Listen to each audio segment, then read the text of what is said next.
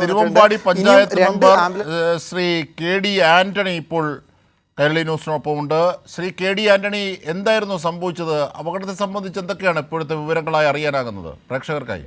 KSRTC ബസ്സാണ് 1:30 മണിക്ക് മുത്തപ്പുഴയിൽ പുറപ്പെട്ട് തിരുവമ്പാടിക്ക് പോരുന്ന ബസ്സാണ്.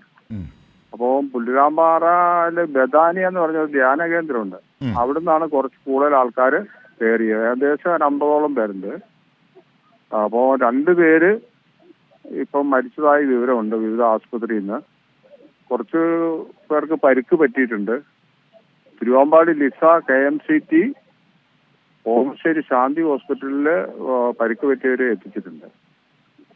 ഈ 2 പേർ മരിച്ചതായിട്ടൊക്കെ കേൾക്കുന്നുണ്ട്, സ്ഥിരീകരിക്കാത്ത റിപ്പോർട്ടുകളുണ്ട്. സ്ഥിരീകരിച്ചിട്ടുണ്ട്. ഒരാള് മരിച്ചതായി സ്ഥിരീകരിച്ചിട്ടുണ്ട്. രണ്ടാമത്തെ ആളും മരിച്ചതായാണ് അറിവ്. അതിന്റെ ഒരു ഔദ്യോഗികമായി പറയാൻ കഴിയില്ല. ഏതായാലും 2 പേര് മരിച്ചതായിട്ടാണ് പൊതുവെ കിട്ടുന്ന വിവരം. ഒരാൾ മരിച്ചതായിട്ട് ഉറപ്പിച്ചിട്ടുണ്ട്. വെച്ചാൽ ഇവിടുന്ന് തന്നെ എടുക്കുമ്പോ തന്നെ ആള് മരിച്ചതായ ഒരു ഇതിന്റെ രക്ഷാപ്രവർത്തനം നടത്തിയ ആൾക്കാർ പറഞ്ഞിട്ടുണ്ട്. കമ്പിയുടെ ഇടയിൽ കുടുങ്ങി അരമണിക്കൂറോളം വെള്ളത്തിൽ താഴ്ന്നു കിടന്നിരുന്നു വണ്ടിയുടെ മുൻവശം. അപ്പൊ അതിന്റെ പേരില് അവരും മരിച്ചതായി തന്നെ ഇവിടുന്ന് തന്നെ ബോധ്യമുണ്ട്. അപ്പൊ ആശുപത്രിയിൽ ചെന്നാണ് സ്ഥിരീകരിച്ചത്. 2 പേര് മരിച്ചത്. കൂടുതൽ പേർക്ക് പരിക്കുണ്ട്. കുറച്ചു പേർക്ക് പരിക്കുണ്ട്. ഈ ബസ് ഫുൾ ലോഡായിരുന്നു? എല്ലാ സീറ്റുകളിലും യാത്രക്കാരുണ്ടായിരുന്നോ? ഏകദേശം 50ഓളം ആൾക്കാരുണ്ടായിരുന്നു ആണ് അറിയാൻ കഴിഞ്ഞത്. കാരണം മുത്തപ്പുഴയിൽ നിന്ന് പുറപ്പെടുമ്പോൾ ആളില്ലായിരുന്നു, കുറച്ചു പേരെ ഉണ്ടായിരുന്നുള്ളൂ. ആനിക്കാമ്പോല് കഴിഞ്ഞ് മുത്തപ്പുഴയിൽ നിന്ന് 10 കിലോമീറ്റർ കഴിഞ്ഞാണ് പുല്ലുരാമ്പാറ ബദാനിയ എന്ന് പറഞ്ഞൊരു ധ്യാന സെന്റർ ഉണ്ട്. അവിടുന്ന് ബദാനിക്ക് ഉച്ചയ്ക്ക് ഒക്ടോബർ മാസത്തിൽ അവിടെ കൊന്തനമസ്കാരമുണ്ട്. അത് കഴിഞ്ഞ് ഇറങ്ങി കുറച്ച് പേരുണ്ട്.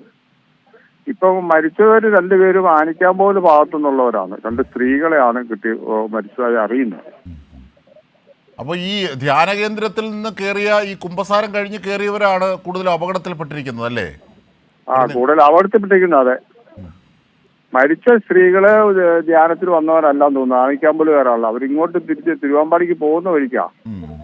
ഈ ധ്യാന കേന്ദ്രത്തിലുമായി ബന്ധപ്പെട്ടാൽ ഒരുപക്ഷെ അവരുടെ ഡീറ്റെയിൽസ് ഒക്കെ ലഭിക്കുമോ? അതിനുവേണ്ടിയാണ് ഞാൻ ചോദിച്ചത്. പിന്നെ അത് മാത്രമല്ല ശ്രീ ആന്റണി, ഈ വെള്ളത്തിലേക്ക് താഴ്ന്നു എന്ന് പറയുന്നല്ലോ, ഞങ്ങൾക്ക് ദൃശ്യങ്ങളുമുണ്ട്. അപ്പോ ഈ മുൻഭാഗം താഴ്ന്നു പോയി അങ്ങനെ വെള്ളത്തിൽ അകപ്പെട്ടവരാണ് ഈ മരിച്ചതല്ലേ? ബാക്കിയുള്ളവരൊക്കെ കമ്പിയുടെ ഇടയ്ക്ക് കുടുങ്ങിയിട്ട് ഈ വെള്ളത്തിന്റെ താഴ്ന്നു കടന്നവർക്ക് ഏകദേശം അരമണിക്കൂർ കഴിഞ്ഞ് രക്ഷപ്പെടുത്താൻ കഴിഞ്ഞു. അവിടുന്ന് ആൾക്കാരെ രക്ഷപ്പെടുത്തി രക്ഷാപ്രവർത്തനം നടത്താൻ കഴിഞ്ഞത് അരമണിക്കൂറോളം സമയം പിടിച്ചു.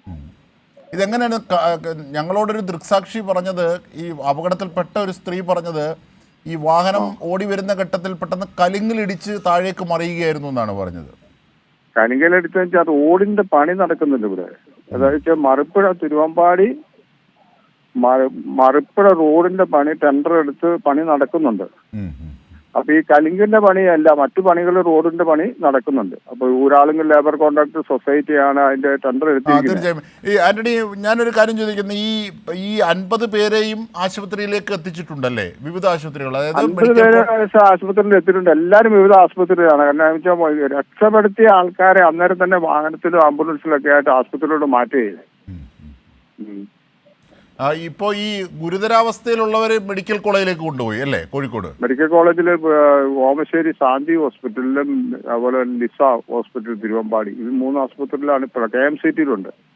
കുറെ പേർക്ക് ഒടിവുകളൊക്കെ ഉണ്ട്. കാലിൽ നിന്ന് ഗുരുതരമായ പരിക്കേറ്റ് കാലൊക്കെ ഒടിഞ്ഞ് കുറച്ച് പേരുടെ കാല് ഒടിഞ്ഞിട്ടൊക്കെ ഉണ്ട്. അപ്പൊ പരിക്കുകളെ പറ്റി വ്യക്തമായി നമുക്ക് പറയാൻ കഴിയുന്നില്ല. കാരണം ഞാൻ ആശുപത്രിയിലല്ല ഉള്ളത്, സംഭവ സ്ഥലത്താണ് ഉള്ളത്. അതെ, ഈ ലോറി പൂർണ്ണമായും ലിഫ്റ്റ് ചെയ്തല്ലോ അല്ലേ? ഉയർത്തിയല്ലോ അല്ലേ? ലോറി അല്ല, ബസ്. സോറി, ക്ഷമിക്കണം, ബസ്.